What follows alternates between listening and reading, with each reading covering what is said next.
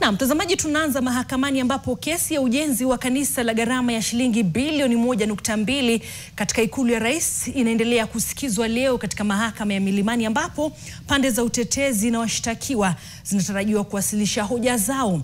Mahakama Kuu ilikuwa imeamuru kusitishwa kwa muda ujenzi wa kanisa la kudumu au jengo lolote la kidini katika majengo ya ikulu Nairobi. Agizo hilo la muda pia linazuia ujenzi kama huo katika ikulu za rais zilizoko maeneo mbalimbali nchini. Agizo hilo lilitolewa kufuatia kesi iliyowasilishwa na mashirika manne ya kijamii yaliyopinga hatua ya Rais Ruto kuanzisha ujenzi wa kanisa hilo lenye uwezo wa kustiri watu 8,000 ndani ya ikulu, yakisema kuwa ni kinyume cha sheria.